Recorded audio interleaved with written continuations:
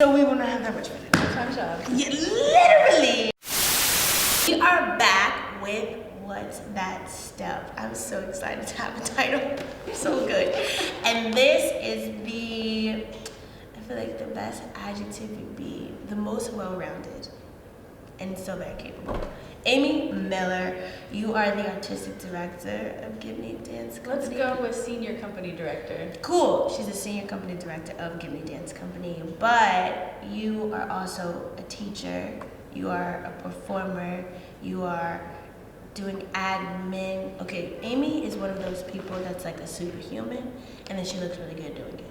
So if nothing else you get from this, she's a superhuman, and you should be too. So today we are going to do like the last two episodes. We are going to talk about where she's from, how long she's been dancing, and how she got past the step. So Amy, for all of us who don't know, where are you from? First of all, I have to say thank you to you, Katie, for making this platform and for inviting me. I am super jazzed to be here. As the fact that I am super jazzed every time I see you. Yes, Amy and I have a relationship, guys. It's really nice. So consistent in your joy, and it's infectious. I tried. Awesome. Okay. Forgot the question. You're from Ohio. I'm from northeastern Ohio. Yes, I was born in do we want to go granular? Sure. Okay, born in a very small town called Ravenna. Sister city to Ravenna, Italy, I believe, or maybe that's just a nasty rumor. That's beautiful. And spent a lot of time in Kent, Ohio. Yes. And then a lot of time in Akron, Canton, Ohio. Okay. And then a lot of time in Cleveland, Ohio. Well, Yes. as Yes. well. Yes. Most of my career all through those beautiful cities there. Huh? And we'll talk about that. I think that's good for people to know. And so, when did you start dancing? I was a gymnast. Really? Yeah. Guys, I didn't know that. That's why this reaction is real. I did not know that. Yeah. Okay, so when did you start? Always flipping through the house as a super youngster. So we're talking like 3, 4. Yeah, I was doing it on my own, and then got some formal training on it around age 9. Wow. And the gymnastics studio offered ballet and jazz to complement our gymnastics, and I just fell in love with jazz, actually. So my first Fosse jazz hands, the complications of different isolations and having this part of your body doing one thing and this part of your body doing another was just fascinating. And the teacher was only a few years older than me. She was a teenager herself. Wow. And she went to a pre-professional ballet school attached to the University of Akron and said, you should come to the Dance Institute. So then I just kind of organically started going to the Dance Institute and left gymnastics behind. Although it served me well, I think I learned a lot about physical rigor, a lot about pushing past fears, a lot about just going for it through the gymnastics idiom. But then shifted to Dance Institute and really dove into ballet and point shoes right away. The point shoes came right away. I didn't choose point shoes, they put them on me. It was just, It was a cascading of events, and all of a sudden there was a tutu and point shoes, and I loved it. And there was also modern and jazz and character, and the versatility that started to create right off the bat, I think has really informed my sense of the dance world ever since. The teachers really valued everything equally. Yeah, and you can see it. Guys, if you've never seen Amy perform, you should, first of all. And second of all, when you see you perform, because I feel like I've seen you do Frederick Wilson, I've seen you do Joanna Cossie, I've seen you do Shannon Gillen, I've seen you do Gina, I've seen you do your own work. And the attention that you have to clarity is like superb. It's like apple pie crust. You don't know what's in it, but damn it, it's good for me. So, going on.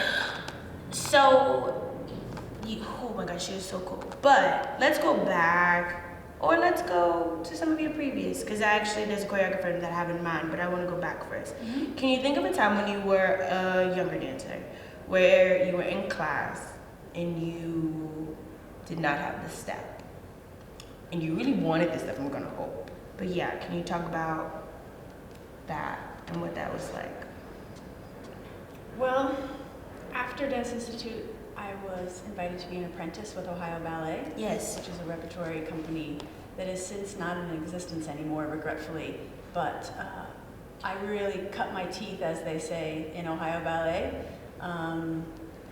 and learned how to cope with not having the step, or learned how to cope with a lot of just coping with life. Really happened in the 10 years I was with Ohio Ballet. Wow.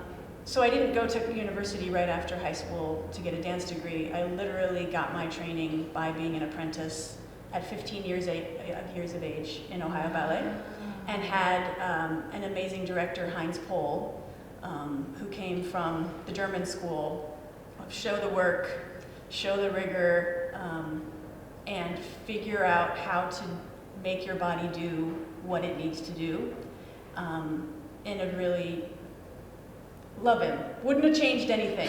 Wouldn't have changed anything. Heinz Pohl was a visionary, but in a very straightforward, direct way, just figuring it out. And I think I was super, super lucky, I feel, to be in that situation, because not only with his vision, but also a handful of amazing, more seasoned dancers who really took me under their wings at Ohio Ballet. A beautiful dancer, Stephanie Acuff, beautiful dancer, Xochitl Tejeda de Cerda. They were two female mentors who just brought me in right away, and I feel like I learned how to be in a ballet company and come in every day and dance for 8 hours a day, as well as going to high school and coming back and forth and all that. They really supported that. Right. And both of those women were able to put on the point shoes for a Balanchine piece, take them off, go into a Paul Taylor piece, put the jazz shoes back on, do a new choreography with a guest choreographer. We were just asked to be movers in such a way that there weren't labels like the bunhead piece and the barefoot. We were just movers and creators, and we figured out, I think, how to make it through together. Yeah. So this idea of collaborative energy, this idea of kind of, as people say, shifting hats, was really installed within the Ohio Ballet years. And I met my next amazing mentor there as well, David Shima Takahara, who was the rehearsal director at Ohio Ballet for over a decade. And he wanted, when he retired from that ballet context and wanted to start his own work, he and I founded Groundworks Dance Theater together in '98, which was, if Ohio Ballet was about archiving masterworks and keeping ideals alive through generations, which Heinz and his partner Tom Skelton, a famous lighting designer here in the city, would exchange artist avenues back and forth as well. I think that's why we had so many opportunities with big name masterworks over the years. But David Shima was all about, and is continued to this day, all about new spaces with new music and new ideas. So we launched into just creation mode. And during that time period, another 10 years with Groundworks, was when I met Gina Gibney, because she also is from Ohio, has a long lineage with David Shimo, and she came into Groundworks and created, I believe, 3 pieces for us over a span of 3 or 4 years. And she was the first choreographer that I got to be in contact with who really utilized task-based creation methods, which utilized this idea of just theme and variations around a simple set of ideas that are then exploded out, and different choices are made around that structure. And so with the resources and support from David Shimo and him bringing in artists like Gina and other choreographers who were working on this choice-making sort of way of creation, all the rigor that I feel like was generated from gymnastics, from Ohio Ballet, translated into this new idea of choice-making around a rigorous structure. So in many ways, I think over that lineage, I just say that lineage as a way to say that I think back in the day when I didn't know the step, or I felt like I've come to a wall here, I would just push my way through it physically and work harder and get more tendinitis and, you know, just exaggerate that inflammation in my left knee to a point where that kind of thing. And at my 20s, I feel like I was able to push through that. You just make it happen and you ice it and you keep going. And then as things shifted both within my own physical self and my drive and desire to have things feel more comfortable and feel more organic and feel more healthy on my aging body, if you will, or transitioning body, coupled with this idea of choice making and task-driven work, and people who were interested in what a dancer could bring to the situation rather than what they wanted to see. I started getting feedback from these great people and from the universe about how if I came up against something that I didn't know or it felt like an impasse, to open up and try something that was maybe tangential to the initial idea or the initial request, and find my own way to. And here's the gem. Came up against something that I didn't know or it felt like an impasse, to open up and try something that was maybe tangential to. I was the youngin', and yet I was given a lot of opportunity. And looking back on that, I have no idea why, other than the fact that maybe I was accessing something from a point of offering something that the person at the front of the room, so to speak, hadn't even thought of yet. And it was pushing forward the dialogue. I wish I had more an awareness of what was going on at that point, but looking back and thinking, why did I have that opportunity, or as much opportunity as I did at that point? And then how did things just snowball with groundworks in such a way? And then how did this ability to now be in Gina's orbit, how has that continued? I just feel like I just show up every day, for better, for worse. But I'm starting to pinpoint it back to when an impasse comes of unknown, or I'm not fitting into what's expected, is that idea of, well, what if we kind of open up and shift maybe what's expected and go further than we ever thought it was going to be? Or take it in a new direction that actually sparks then other sorts of ideas from other people too. Oh, that is good. That is good. I like even the fact that you use your hands, because you're obviously your movers. And then, oh my goodness, and then to say you were no longer dancers, you were movers. Mm-hmm. And that really, like, you have my brain like firing in all the directions. Like, how do we even change? Or for some dancers, is it really about simply identifying as a mover that then gives them the opportunity to open up, to say like, okay, well, maybe I have 1, 2, 3, and 5 and 6. Literally, I'm like, but if I can open up and make 5 and 6 close, like that tangential thing that you're talking about before, is that how we get past what really happens? Everybody knows when you be in class, it's literally a wall. Like literally, I am stuck. She did something, and now she's saying music, and you're like, no music, I'm not ready.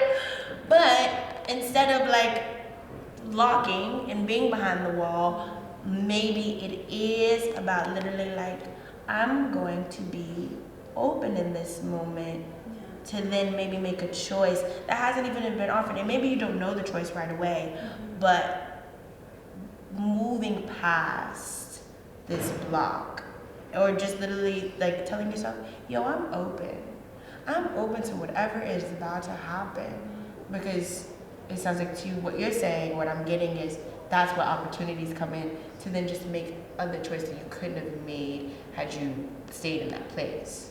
Yeah, and that makes me think of 2 points, which would be the context in which those choices are able to happen is more often than not, of course, a safe environment where failure, or the idea of whatever failure is embraced, or research or discovery. And so when that opened up for me, I think I gravitated to a different sort of environment.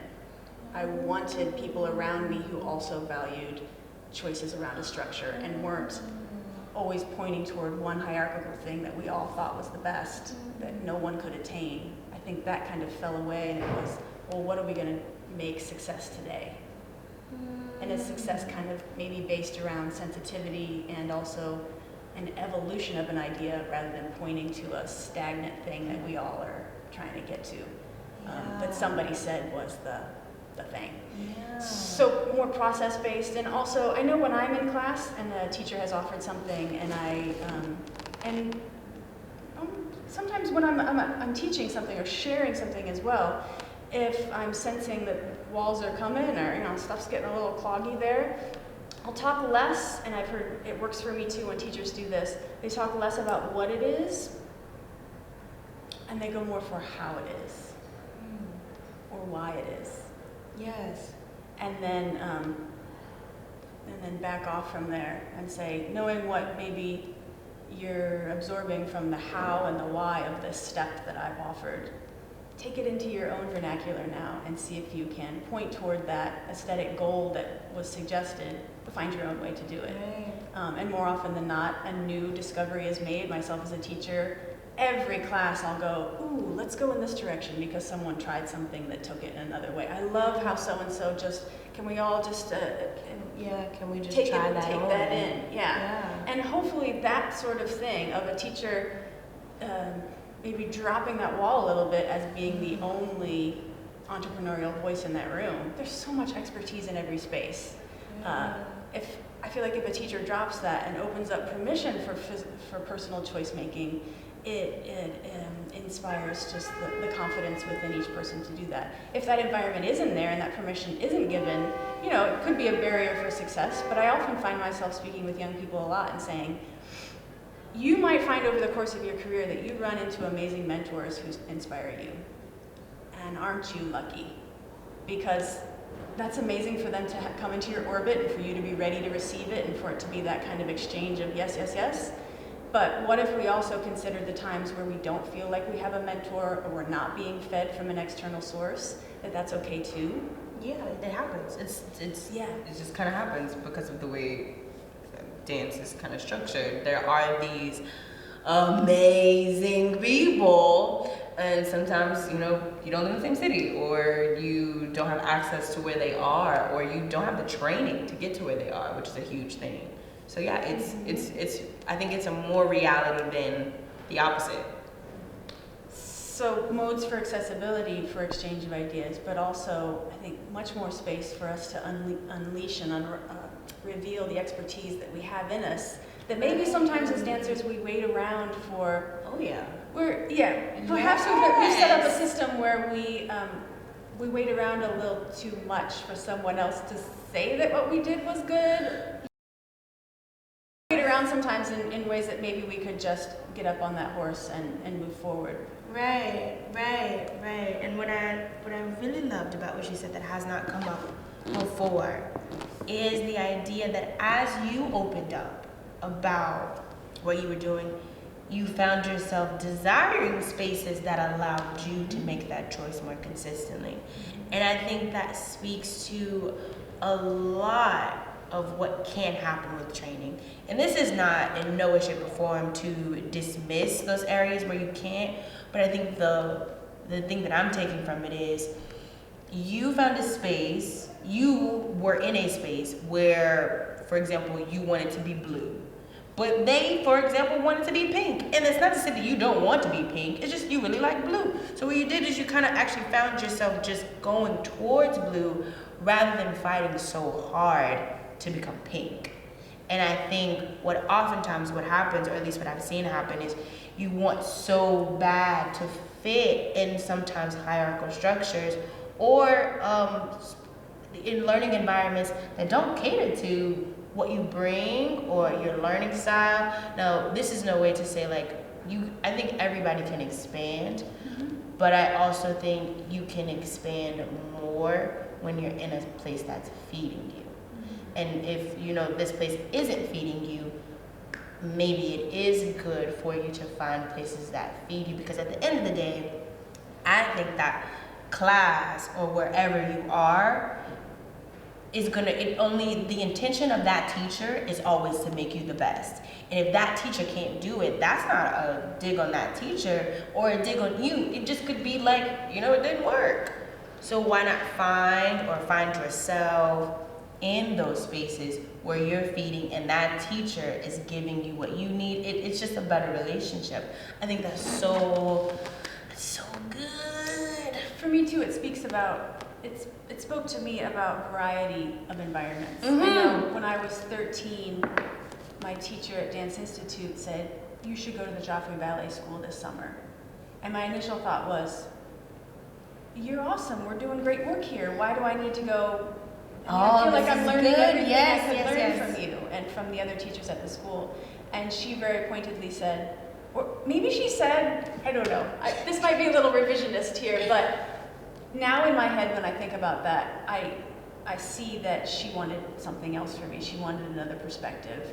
She wanted more Right. information. Right. And how great of her to see that and to make that happen. Right, and even just to encourage you to try new spaces because you don't know. And my teacher would have said the same thing because I did the same thing. You can always come back to your like home studio, home teacher, home professors, but you can also, but I imagine they want you to go out. They want you to taste other things because even if you die from heat exhaustion because you just went too far down south or whatever, you know what that experience is like, and that experience is then building the larger picture. I think that's so good. But now I'm like really, Amy is so good. Can I say one more thing about Yes. environments though? Yeah. That in hearing you kind of echo back to me what you were hearing about, okay, I want to go to other environments now that are valuing what this new value system is. And now, 10 years later after having that drive to, come to New York City in 2010, Right, yes. exposed to so many different perspectives that now, that feels, for me personally, it's turning back into, I want to go to many different sorts of environments, whether I feel comfortable in them or they feel safe for choice making, and still continue to hold my own note, as my mom would say, and offer what I have to offer. So now I feel strong enough that it doesn't matter what environment I'm in, that I could still hold on to this idea of choice making. If I take a ballet class now, I come to that structure of the ballet class with such a much more expanded generosity to movement and what it could be than I did as a 13-year-old. It's the same ballet class. It is. And I come to that same environment with a very different me and a very different, standing on the shoulders of everyone that I have engaged with, and the synthesis of information that I feel like I've done over the last 20 years, I can go back into that environment and stay open and stay. And that makes me think that literally just sparks something. I think it's really powerful and very subtle to simply start to make choices. So that if you never, because I do think this could be possible, I think if you never ever leave your surroundings, for whatever reason, maybe you just don't want to leave, if you find yourself in that surrounding and you're comfortable making the choice, every time you make a choice, it becomes easier, right? And you look back, sometimes it's literally a month later and you're like, I made a choice 4 times this month, I'm gonna make more choices. I think, or at least if I could take like a golden nugget, it's literally about no longer seeing or hoping for someone to see you. It's about knowing that you see you, and if you see you see yourself opening up a little bit more. And I think the opportunity and the audacity to make that choice, maybe it's once a week, or maybe it's once every 2 weeks. Just getting in the habit of doing that, regardless of your surroundings change, the way you exist in space changes. And I think that is super important, super good. And then oftentimes, ironically, you are then seen. People will see you. Because you're seeing you. Yeah. Yes, but, no buts.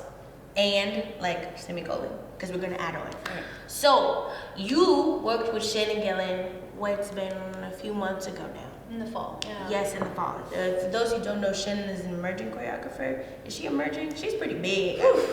She's up there. She's in there, around there. Shannon's work is super physical, and you, speaking to the breadth of your abilities as a performer, given the nature of Shannon's work, I imagine that was a new movement vocabulary.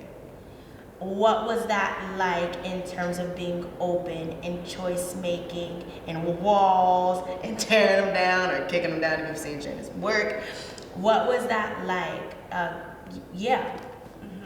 Did you find yourself, I mean, I imagine you didn't go back to like 13-year-old Amy, but maybe you did, and that's perfectly fine too. Like, what was that like in your body? What did it feel like?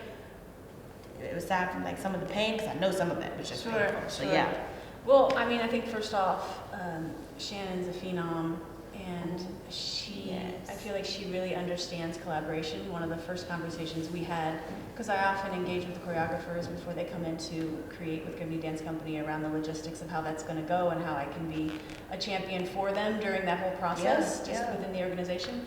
And the first thing she said was, well, can I break up the fee you were going to offer me and give it to this person for this, and I want to bring in this collaborator, and Laja and Martin, and then can we just break that up, and I want to bring in a lighting designer, my own lighting designer, and yes, Shannon. She wanted people in the room with us. I think Laja, Martin, and several of her other collaborators were in the space with us every rehearsal. Yes. And we're creating the piece alongside us. So that was just phenomenal to see that in action, and her not miss a beat, but just right away she wanted to make opportunities for other people to come in on this. Cheers, Shannon. I feel like personally I tapped into my gymnastics background. Come through, Amy. Right on. Yes, just pull it down and sprinkle that it. AstroTurf, being able to just grab the floor and pull yourself along the floor was something I had never experienced as a human being in a dance studio before, and just what that opened up was super fascinating. Also the fact that the AstroTurf we used was soft, and so floor work had this soft ability to it that it never has, and I think that pushed us all to try things that we wouldn't try, go just a little further, because we had that bit of support underneath. Nigel and Tyler and Zooey, I think we relished all that time together, and I know she was also asking all of us to not only be physically rigorous and take risks and trust each other to the nth degree and build that trust over the time, but also simultaneously tapping into a theatrical sensibility that at sometimes felt at odds with the physical rigor. Or I know we spent a lot of time talking about how do we stay within these characters that have facial expressions and emotions and drives as to why all of these things are happening on stage. Everything had a why to it. I know Shannon has a lot of theater training. She's married to an actor. She's in this world of why something's happening. She's there. And how the stage can move and how you can direct people's focus based on where things are and where the arc of the entire piece is going. So the physical rigor connected with this theatrical arc and then bouncing back and forth between the two. I think a lot of my kind of walls that happened within that were when we were asked to dive into learning a scene from a movie and lip syncing it in real time on stage while dancing, and then back and forth between that. I found myself having is this good enough sorts of feelings, and then using confidence within my body to then come out through my emotions in a way was where I eventually got. And just witnessing through all that, I think is so powerful to have her and the other collaborators witness and give encouraging feedback and allow things to baby step up through. I paid as much attention, I think, to how I felt in that process with Shannon. I tried to spend as much attention noticing how they facilitated the environment and how rehearsal was started and how it ended and when the breaks happened and when the logistics and how we moved the AstroTurf together and how that was all the work. And expertly, I think all of them just have a really great radar about what an environment needs in order for people to feel safe enough to go to these theatrical places and to go to these really, really extreme places. And that felt like a parallel choreography that was happening to the choreography. Oh, that's good. That's in a way that felt like professional development for me as a facilitator in a space. Yeah. And do you find that now that you've done so many things, do you even think about the step as it is anymore? Or do you, I've had some dancers say they trust that like their training will see them through, or like with you, is it really just about like even entering the space, knowing like I am open to all of the possibilities? Like what is it like for you now getting new material on like the basic 1, 2, 3, 4, 5, 6 level? It's a great question. I think it's something I think a lot about because I come from this rigorous gymnastics, rigorous ballet, very dictatorial training methods that as a teacher now, I'm not interested to push forward. And yet, I'm not sure if I would be the dancer I am now without it. So we gotta make the We gotta- lemonade with our limits, obviously. well, and to, yeah, I don't know if I don't know if any of us know if our histories would have been different if we would be in the places that we're in now, or to have the awareness that we would. I think it's maybe that cliche around you got to know the step before you can go further than the step. True. And so spending decades doing the tendu, then you're able to mess it up and break the rules and be creative with it, but you have to kind of know what the tendu is beforehand. So I'm not sure I'm that teacher. I'm not going to teach you how to do a tendu. I've accepted that. I'm the teacher who wants to try to make an environment where you can do something else with the tendu. Yeah. So I've kind of accepted that about myself as a teacher, and have tried to move in that direction of finding an environment where what I have to offer, people are ready for that, or it would be relevant to them in the arc of their careers. Yeah. And I want to be, I think that's a great way to segue into the next part, but to touch upon that Milton Meyers, who is the Milton Meyers, if you don't know who he is, simply Google him because it's like literally everywhere. I did an intensive with Dallas Black, shout out to Dallas Black, amazing dancers, but he said something so profound that I always say to this day to myself, you can only be where you are. And when you go to the next place, then you'll be there. And I think that makes so much sense when you talk about like being ready to receive certain classes that push you beyond having the steps and into how did the steps inform a larger purpose. And I think it's really cool from both angles. Maybe you're not there, but that doesn't mean you can't be in that class. I've been in, shout out to Jesse Zarrett in the 80 of 2014, but I remember taking Gaga for the first time and being angry. I was livid, like I could channel anger from the roots of my toes because I tried and I wanted so hard to have the steps. I was like, do you know how much money I paid? Do you know what I'm going through in my mind? And you're not even telling me the steps. But being in that class and being where I was literally the thing that I needed to get me to a point where I could receive that. Because literally at least this is for me, I think the only way for me to be able to receive it was to be in it and to suffer and to question and to be in that place, because that was the way that I got past it. So I say all that to say, if you're taking a class and this teacher is pushing up those walls, because I think essentially what teachers are doing is trying to get you to at least think about why you have the wall. And if you can think about why you have the wall, you can either keep it up or you can keep it down. But you're being mindful about what you're doing.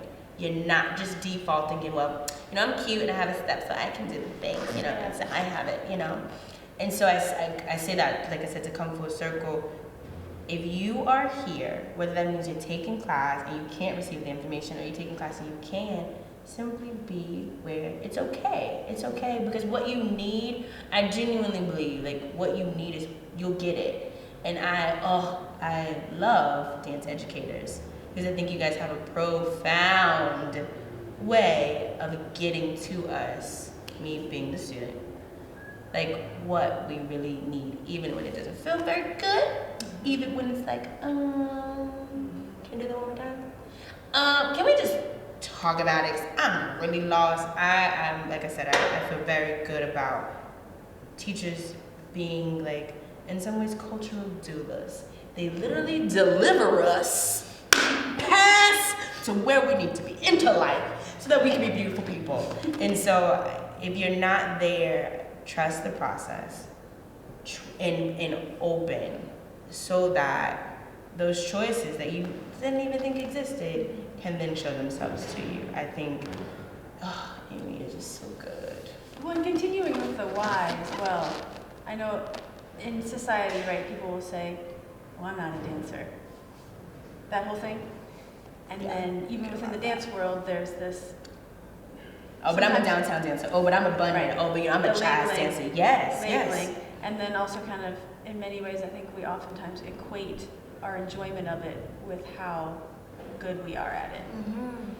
And then, of course, that other conversation around, well, do you find enjoyment in what this thing is that you're doing? Does it bring you closer to learning about yourself?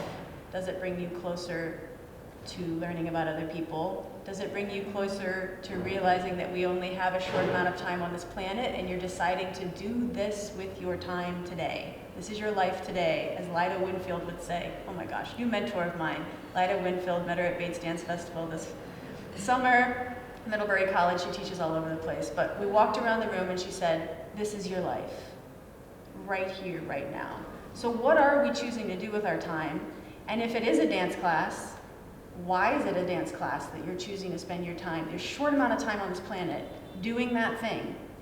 And then what's the relationship between our value systems around success at that thing? If there's a hierarchical structure around what makes that dance aesthetic good, or you doing good at it, let's look at that. If it's more about the value system of success around it has to do with sensitivity, sensation, choice making, environment sensing, making a choice that's needed in a space to make it captivating or come alive or surprise the people beside you or make an audience sit forward. What is the goal of this dance thing and why are you spending your time doing it? Interests me so much more than aesthetic conversations around being good at something or bad at something. Those are, and maybe that's a kind of a simplistic way to talk about success and failure, but that's kind of how I'm talking myself down or up every single day around just success in this world and why we're spending the time doing whatever it is we're doing. As I've had more opportunity to be a facilitator, to be a leader, to get into program development and administrative capacity building and strategic thinking and curation and public speaking, all of these statutes, all of these ideas have inextricably just translated for me. Everything that I've just said about the dance world, about dancing, directly translates for me, and I love hearing conversation about when that kind of resonates and lands for other people as well, because of course lots of conversations around as dancers get into their 30s and 40s and 50s, and maybe perhaps the profession. If you've had a performance career and just where do we go now, right? Careers transitions for dancers. What happens? And things that have come out from that are, instead of the switching the hat metaphor, that I really see that maybe we all are just wearing one hat that we just shift. It's the same thing. You're making the same sorts of choices in a structure. You're butting up against not knowing the step. You're pushing past that. You're finding coping mechanisms. You're asking why you're doing what you're doing in this space. You're trying to connect with other people. You're trying to make whatever you're doing right now relevant, whether it be an Excel sheet or a rehearsal or a performance on the biggest stage on the world, in the world. I know that might sound kind of Pollyanna or very, very rose-colored glasses kinds of things, we were talking about but hippy dippiness on our last episode, so if you haven't seen that, we clarified that. But I do, I think it's very well said. it's all the same stuff. And I think if we can find this idea of sameness, we are in alignment, I'll say. Thanks, Lord. So with that, it's time to move. Let's go with that. Maybe let's go forth. Sure. Okay. Then there was this like thingy being down. Maybe that's okay. So maybe we go over here. We have that. And then there was like a yeah. I just have to wait. We have to keep going back. I forget what the second part was.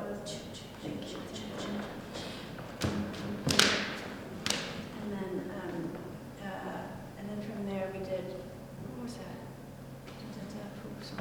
Oh, there was a slide and a flick, and then we were on this stuff up a little bit. Okay. So we're like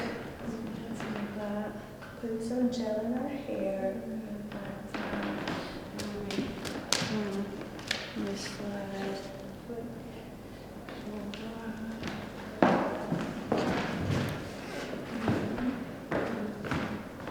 We're really just making something right now. Okay, so the first thing that I noticed is the weightedness of the fingers. If you were a dancer getting this raise, like what's the thing that really you see right off the bat? I also really like this part you're touching your hair. Okay. Super interested in transitions.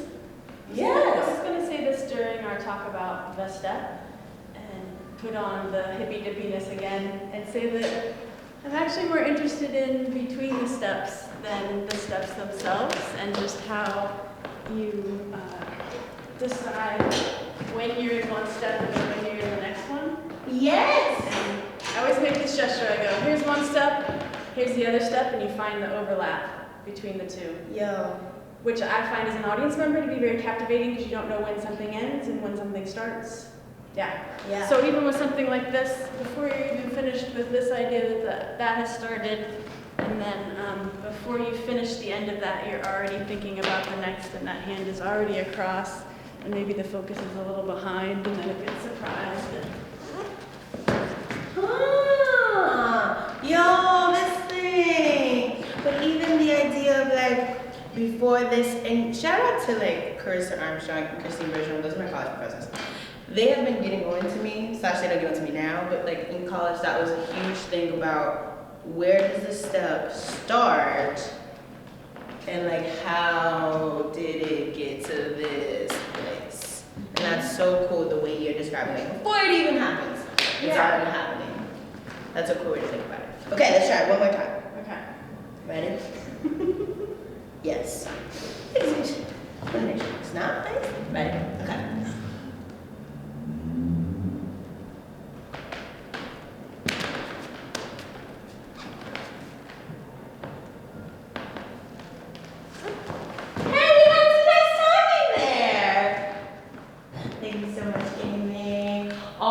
Alright guys, that's it for this week's episode. Be sure to come to Gibney May 3rd through 4th. Amy will be presenting her new work, Valence, on Gibney Dance Company. That's it. I'll see you in the next one.